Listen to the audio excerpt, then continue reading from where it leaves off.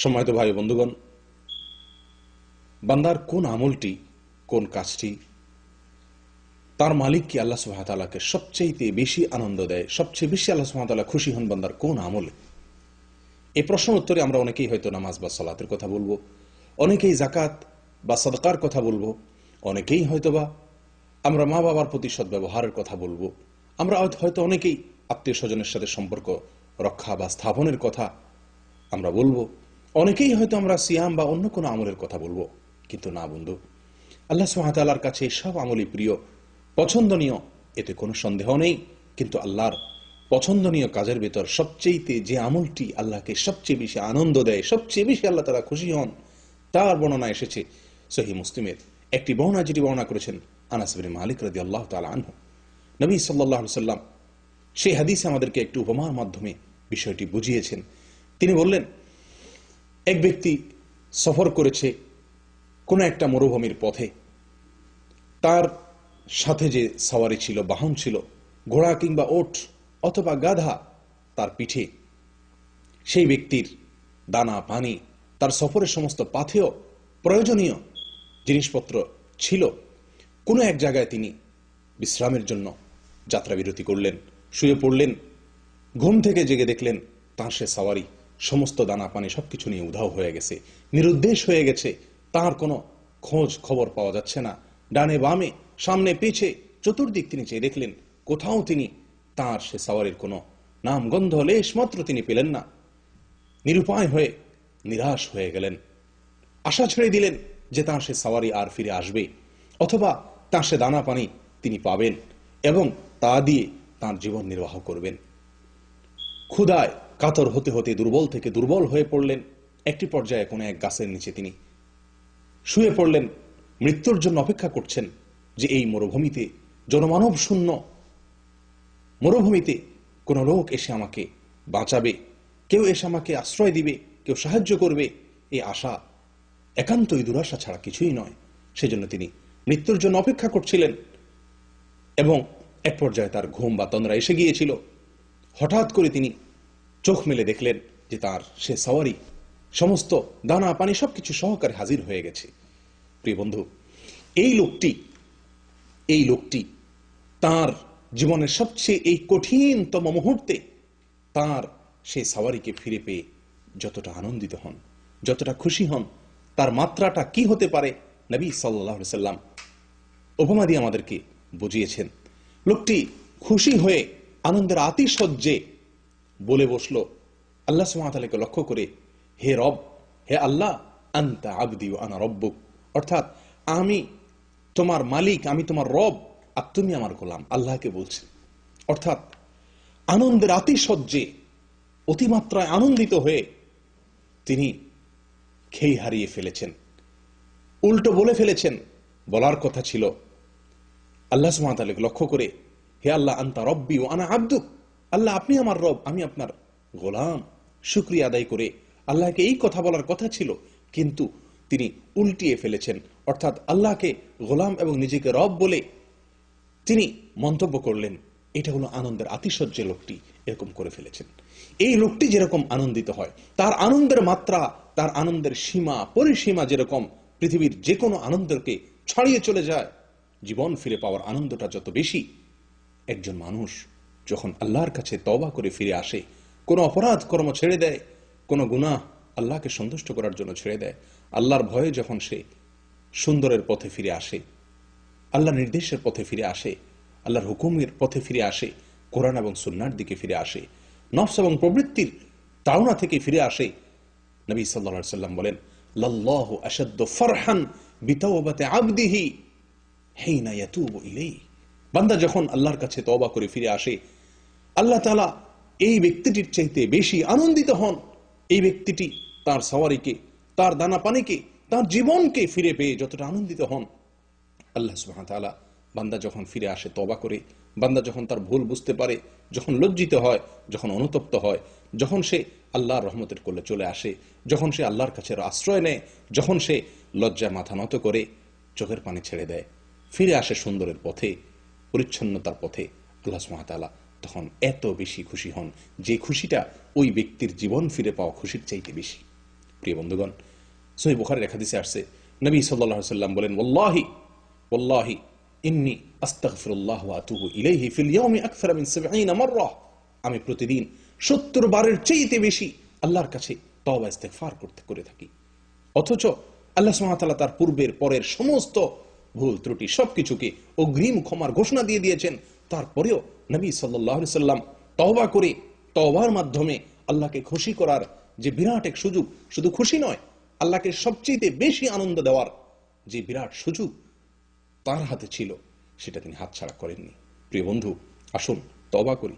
প্রতিদিন কোনো না কোনো অপকর্ম থেকে তালিকা করে নেই যে আমার এই বদভ্যাস আছে, আমি কোরআন এবং সুন্নাহ থেকে এই বিষয়ে আমি দূরে আছি। আমি সেই বিষয়টিতে আমি তওবা করি, আল্লাহর কাছে ফিরে আসি, আল্লাহকে সন্তুষ্ট করি, আল্লাহকে সবচেয়ে বেশি আনন্দ দেওয়ার চেষ্টা করি।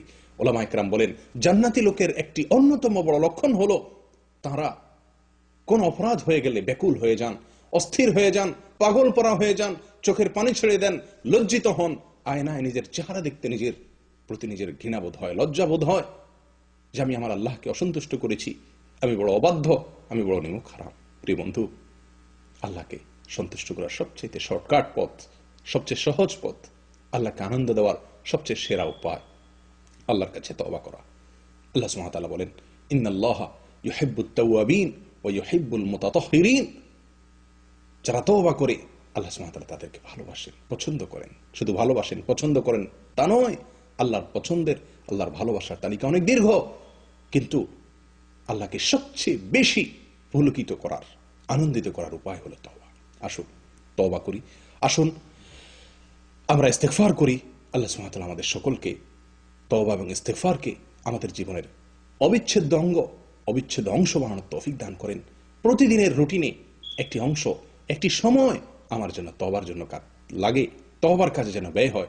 আল্লাহ সুবহানাহু ওয়া তাআলা আমাদের সকলকে তওবাকারীদের মধ্যে শামিল করেন, যাদের তওবা কবুল হয়েছে, যারা আল্লাহকে আনন্দ দিতে পেরেছে, যারা আল্লাহকে পুলকিত করতে পেরেছে, আল্লাহকে খুশি করতে পেরেছে, ওই হারানো সওয়ারি ফিরে পাওয়া লোকের চাইতে বেশি আনন্দ দিতে পেরেছে আল্লাহকে, সেই সৌভাগ্যশীল বান্দাদের মধ্যে আল্লাহ সুবহানাহু ওয়া তাআলা আমাকে, আপনাকে, সকল মুসলিম ভাই ও বোনদেরকে শামিল হওয়ার তৌফিক দান করেন। ওয়া আখিরু দাওয়ানা আলহামদুলিল্লাহি রাব্বিল আলামিন। সম্মানিত ভাই বন্ধুগণ, আজ আমরা আলোচনা করব ইনশাআল্লাহ বরকতের চাবিসমূহ বিষয়ে।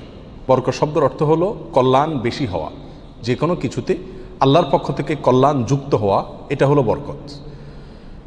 দুনিয়ার যে কোনো বস্তুতে যখন আল্লাহ সুবহানাহু ওয়া তাআলার পক্ষ থেকে কল্যাণ যুক্ত হয়, বিষয়টা যখন কল্যাণকর হয়ে যায়, উপকারী হয়ে যায়, তখন সেটা পরিমাণে অনেক অল্প হলেও আমাদের জন্য সেটা অনেক বেশি উপকার বয়ে আনে। অনেকে অনেক দীর্ঘ হায়াত পাইছেন, কিন্তু দীর্ঘ হায়াতে তেমন কিছু করার সুযোগ পান নাই, তার মানে জীবনে বরকত হয় নাই।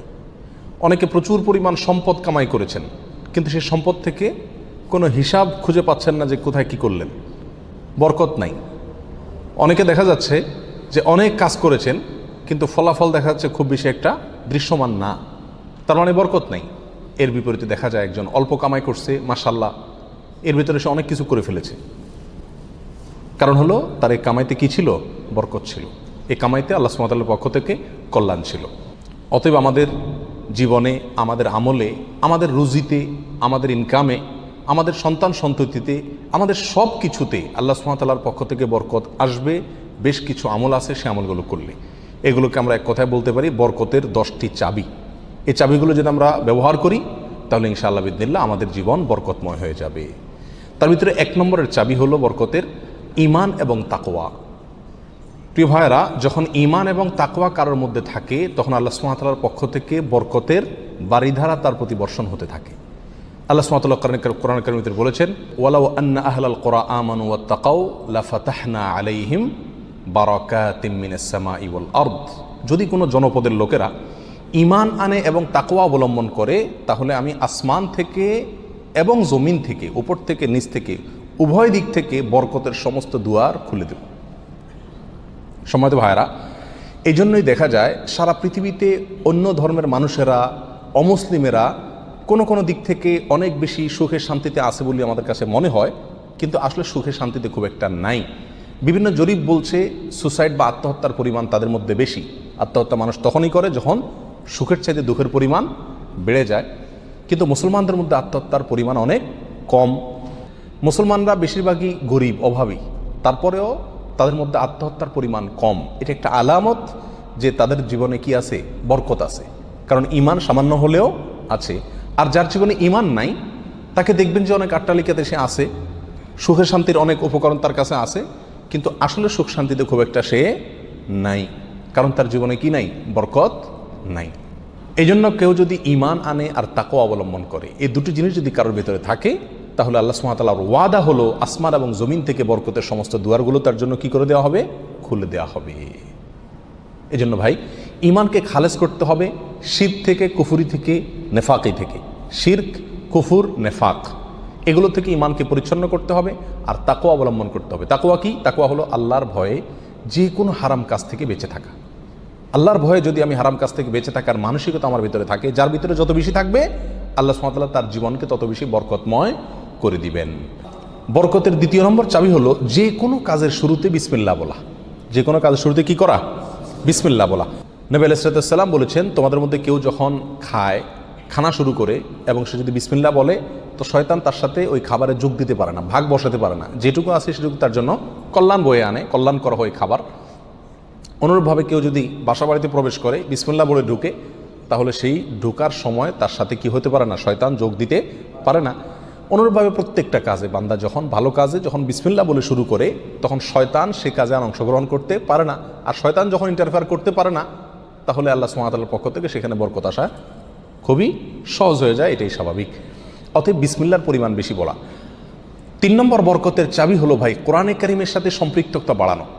যে যত বেশি কোরআনের সাথে সম্পর্ক গড়বে তার জীবনে তত বেশি বরকত নেমে আসবে। যে ঘরে কোরআন তেলাওয়াত হবে, কোরআনের চর্চা হবে, কোরআনের শেখা হবে, কোরআন বুঝাবুঝি হবে, কোরআনের উপর আমল করার প্রবণতা থাকবে, অভ্যাস থাকবে, সেই ঘরে আল্লাহ সুবহানাহু ওয়া তাআলার বরকত তত বেশি আসবে। আল্লাহ সুবহানাহু ওয়া তাআলা কোরআনে কারিমের ভিতরে বলেছেন, ওয়াহাদা কিতাবুন আনজালনাহু মুবারাক। কোরআনে কারিমকে আল্লাহ সুবহানাহু ওয়া তাআলা কোরআনের বহু জায়গায় বলেছেন যে এটা কিতাবে মুবারাক। এই কোরআনটা হলো কি? বরকতময়।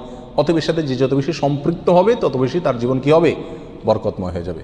নবী আলাইহিস সালাম বলেছেন সহিহ মুসলিমের হাদিসে, ইন্নাল্লাহা ইয়ারফাউ বিহাযাল কিতাবি আকওয়ামা ওয়া ইয়াদাউ বিহি আখারিন। আল্লাহ তাআলা এই কিতাব দিয়ে বহু মানুষকে উপরে উঠাবেন, আবার বহু মানুষকে নিচে নামাবেন। অর্থাৎ এই কিতাব কোরআন, এটাকে যারা ফলো করবে আল্লাহ তাআলা তাদেরকে মর্যাদা বাড়াবেন, আর যারা ফলো করবে না তাদের মর্যাদা কমাবেন। বাহ্যিকভাবে মনে হবে সুখের সাগরে ভাসছে, আসলে দুঃখের কোনো অন্ত তাদের জীবনে থাকবে না। তাহলে বরকতের 3 নম্বর চাবি হলো কি? কোরআনের সাথে সম্পর্ক বেশি বেশি করা, কোরআন তেলাওয়াত করা, কোরআন বুঝা, কোরআন অনুযায়ী আমল করার চেষ্টা করা। যত বেশি যে করবে আল্লাহ তাআলা তার জীবনের প্রতিটা পদে পদে তত বেশি কি দিবেন? বরকত দান করবেন। বরকতের 4 নম্বর যে চাবি আছে সেটা হলো ভাই সাদাকা করা, দান করা। কি করা? দান করা, সাদাকা করা। সাদাকা এবং দান করলে বহু হাদিস থেকে বোঝা যায়, জানা যায় যে বিপদ আপদ দূর হয়ে যায়। আমাদের যে কোনো কাজ থেকে, যে কোনো অর্থকড়ি থেকে, যে কোনো উপার্জন থেকে আমাদের কল্যাণটা আসে না, এর একটা বড় কারণ হলো বিপদ এসে যায়। আমি একটা দোকানদারি শুরু করলাম, একটা বিপদ এসে গেল, তাহলে আমার সেখান থেকে কল্যাণটা আর আসলো না। তো বরকত যদি আপনি চান প্রত্যেকটা বস্তুতে, প্রত্যেকটা জিনিসে কল্যাণ আসুক, উপকার হোক জিনিসটা আপনার জন্য, ছোট চাকরি, অল্প আয়, ছোট ব্যবসা, এর ভিতরেই আল্লাহ তাআলা কল্যাণ দিয়ে দেখ। আপনি যদি চান তাহলে আপনাকে কী করতে হবে? সাদাকার অভ্যাস করতে হবে। দান করলে মুসিবত এবং বিপদ দূর হয়। তো আপনার ওই অল্প আয় থেকে যখন বিপদ দূর হয়ে যাবে বা বিপদ মুক্ত থাকবে, তখন ইনশাআল্লাহ বিদিনিল্লাহ সেটা আপনার জন্য কী হয়ে যাবে? কল্যাণকর এবং বরকতময় হয়ে যাবে। ওর ভিতরে আপনার জন্য বরকত থাকবে। অতএব সাদাকার অভ্যাস করা, সারা বছর অল্প স্বল্প হলেও, পরিমাণে খুব অল্প হোক। এক হাদিসে আসছে নবী আলাইহিস সালাম বলেছেন, খেজুরের অংশ দিয়েও যদি হয় তবুও তুমি সাদাকা করে জাহান্নামের আগুন থেকে বাঁচার চেষ্টা করো। বিপদ থেকে রক্ষার জন্য আমরা সাধ্য অনুযায়ী সাদকা করব, অনেক বেশি করা কোনো জরুরি না। প্রতিদিন সাদকা করা একটা জটিল বিষয়। অনেক সময় প্রতিদিন আমি অভাবী লোক পাইও না, তাহলে একটা বাক্স রাখতে পারি বাসায়, যে প্রতিদিন আমি সেখানে 1 টাকা রাখবো, 2 টাকা রাখবো, যতটুকু সাধ্যগুলো ততটুকু রাখবো। তাহলে নিয়মিত আমি দানের সওয়াবটা পেয়ে গেলাম। এই টাকাটা অভাবী লোকের, পরে কয়দিন পর পর খুলে আমি দিয়ে দিলাম মানুষকে। তাহলে প্রতিদিন সৎকার আমলটা হয়ে গেল। এবং সৎকার নিয়মিত করলে কি হয়? বরকত প্রত্যেকটা ক্ষেত্রে নেমে আসে। নাম্বার 5, বরকতের 5 নম্বর চাবি হলো ভাই আত্মীয় স্বজনের সাথে সম্পর্ক ভালো রাখা। এটা বহুল পরীক্ষিত একটি আমল ভাই। আত্মীয় স্বজনের সাথে যে যত বেশি সম্পর্ক ভালো রাখে, মা বাপ, ভাই বোন, ফুফু, চাচা, কাছের লোকজন, রক্ত সম্পর্কীয় লোক যারা, বিশেষ করে তাদের সাথে যে যত বেশি সম্পর্ক ভালো রাখে এবং তাদের সাথে সম্পর্ককে নষ্ট করে না, তারা যদি দুর্ব্যবহার করে তো নিজের পক্ষ থেকে ভালো ব্যবহার করার চেষ্টা করে, তো এই লোকের জীবনে আল্লাহ তাআলা বরকত দান করেন। এটা পরীক্ষিত বিষয়। অতএব এই চাবিটি বরকতের, এটা খুবই গুরুত্বপূর্ণ। 5 নম্বর, অর্থাৎ আত্মীয় স্বজনের সাথে, রক্ত সম্পর্কীয় লোকদের সাথে কি করতে হবে, সম্পর্ক সবসময় বিল্ড আপ করার চেষ্টা করতে হবে, তাদের খোঁজখবর নিতে হবে, সাধ্য অনুযায়ী তাদের পাশে দাঁড়াতে হবে। যদি পাশে দাঁড়াতে নাও পারেন, অন্তত সম্পর্কটাকে কি করতে হবে, ভালো রাখার চেষ্টা করে যেতে হবে। নাম্বার 6, বরকতের 6 নম্বর চাবি হলো ভাই, সকালবেলায় ভোরে ভোরে কাজে যাওয়া। নবী আলাইহিস সালাম দোয়া করেছেন, আল্লাহুম্মা বারিক লি উম্মতি ফি বুকুরিহা, আল্লাহ আমার উম্মতকে সকালবেলা আপনি বরকত দান করবেন। অন্য এক রওয়ায়াতে আসছে বুরিকা লি উম্মতি ফি বুকুরিহা, তিনি বলেছেন আমার উম্মতের জন্য সকালবেলা সময়টাতে বরকত দেওয়া হয়েছে। অতএব সকালের সময়টাতে আপনি ঘুমায় থাকেন, তাহলে বরকত কোত্থেকে আসবে? এই টাইমটাতে কাজ করতে হবে। এবং কিছু কিছু কাজ আছে, কিছু কিছু পেশা আছে যে সকালবেলা করার মতন, আপনি মার্কেটের দোকান আছে, সকালে ভোরে খোলার সিস্টেম নাই, তাহলে সেটা তো আপনি খুলবেন না। কিন্তু অন্তত তার প্রস্তুতি, প্রাক প্রস্তুতিগুলো সকাল থেকে হয়ে যাওয়া উচিত। এবং সকালের টাইমটা আসলে ঘুমের কোনো উপযুক্ত টাইম না। আপনি রাতে ভালো করে ঘুমান, বেশি করে ঘুমান, সকালে ঘুমাবেন না, দুপুরে ঘুমান, কিন্তু সকালে ঘুম এটা কোনো প্রশংসনীয় ঘুম নয়, স্বাস্থ্যের জন্য ভালো নয়, ইসলামী দৃষ্টি থেকেও খুব বেশি প্রশংসনীয় নয়। এই জন্য সকালবেলা যদি কাজে বের হওয়া যায়, তাহলে ইনশাআল্লাহ জীবনে কি আসবে, বরকত আসবে। যে কাজই করেন আপনি সকালবেলা, সেই কাজে আল্লাহ তাআলা কি দিবেন, বরকত দান করবেন। নাম্বার 7, বরকতের 7 নম্বর চাবি হলো ভাই, নিজে 5 ওয়াক্ত সালাত আদায় করতে হবে এবং পরিবারের লোকদেরকে সালাতের নির্দেশ করতে হবে। বহু লোক নিজে নামাজ পড়ে, কিন্তু বাচ্চা কাচ্চা, ফ্যামিলির লোকজন তারা নামাজ পড়ছে কিনা সে বিষয়ে কি করে না, খবর রাখে না। আল্লাহ সুবহানাহু ওয়া তাআলা কোরআন কারীমের ভিতরে বলেছেন, ওয়া উমুর আহলাকা বিস-সালাত, তুমি তোমার পরিবারকে নামাজের নির্দেশ করো, নিজে তো পড়তেই হবে, পরিবারকেও নির্দেশ করো। ওয়াসতাবির আলাইহা, এবং এটার উপর অটল থাকো, ধরে রাখো এটাকে। তাহলে কি হবে, লা নাসআলুকা রিজকা, আমি তোমাদের কাছ থেকে, আল্লাহ বলছেন আমি তোমাদের কাছ থেকে রিজিক চাই না, নাহনু নারযুকুকা ওয়াল আকিবাতু লিত-তাকওয়া, বরং এই কাজ করলে, আমল করলে আমি তোমাদেরকে রিজিক দিব, বরকত চলে আসবে ইনশাআল্লাহ। নামাজ নিজে পড়তে হবে এবং পরিবারকে নামাজের নির্দেশ করতে হবে। নাম্বার 8, বরকতের 8 নম্বর চাবি হলো ভাই, তাওয়াক্কুল করা আল্লাহর উপরে, আল্লাহর উপরে ভরসা করা। মুমিন যত বেশি আল্লাহর উপরে ভরসা করবে, আল্লাহ তাআলা তত বেশি তাকে সাহায্য করবেন। আর আল্লাহর প্রতি ভরসা যত কমে যাবে, আস্থা যত কমে যাবে, নির্ভরতা যত কমে যাবে, দুনিয়ার কোনো বস্তুর প্রতি যখন আস্থা বেশি হয়ে যাবে, আল্লাহ তাআলা তাকে ওই বস্তুর হাতেই বেইজ্জত করে ছাড়েন। এটাই আল্লাহ সুবহানাহু ওয়া তাআলার সুন্নাহ। যার কারণে আল্লাহর প্রতি যে যত বেশি তাওয়াক্কুল করে, আল্লাহ তাআলা তাকে তত বেশি উদ্ধার করেন এবং সাহায্য করেন। বরকতের জন্য এটা একটা অন্যতম উপায়। যে যত বেশি আল্লাহর উপরে ভরসা করবে, বিশেষ করে রিজিকের ব্যাপারে, তত বেশি আল্লাহ সুবহানাহু ওয়া তাআলার পক্ষ থেকে কি আসবে, বরকত আসবে। একটু কোনো কারণে আমাদের ইনকামের উপরে চাপ আসলে, প্রেশার আসলে আমরা অস্থির হয়ে যায়, হাউতাশ হয়ে যায়, নিরাশ হয়ে যায়, অনেকে তো আজেবাজে মন্তব্য করা শুরু করি, আল্লাহর উপর তাওয়াক্কুল থাকে না। তো আসবে কোত্থেকে রিজিক? রিজিক আসবে তখন যদি আল্লাহর উপরে ভরসাটা পূর্ণ মাত্রায় থাকে।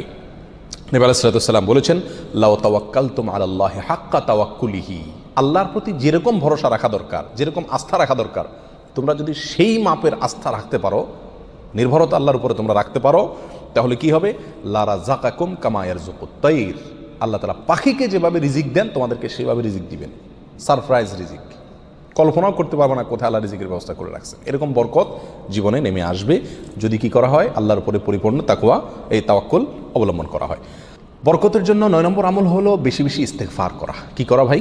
ইস্তেগফার করা। ইস্তেগফার, উঠতে চলতে ফিরতে সব সময় ইস্তেগফার করা। আস্তাগফিরুল্লাহ ওয়া আতুবু ইলাইহি, আস্তাগফিরুল্লাহাল্লাযী লা ইলাহা ইল্লা হুয়াল হাইয়ুল কাইয়্যুম ওয়া আতুবু ইলাইহি, অথবা সাইয়্যিদুল ইস্তেগফার পড়া। কিচ্ছু না পারেন, শুধু আস্তাগফিরুল্লাহ পড়া, আস্তাগফিরুল্লাহ আস্তাগফিরুল্লাহ আস্তাগফিরুল্লাহ ওয়া আতুবু ইলাইহি, এতটুকু পড়া।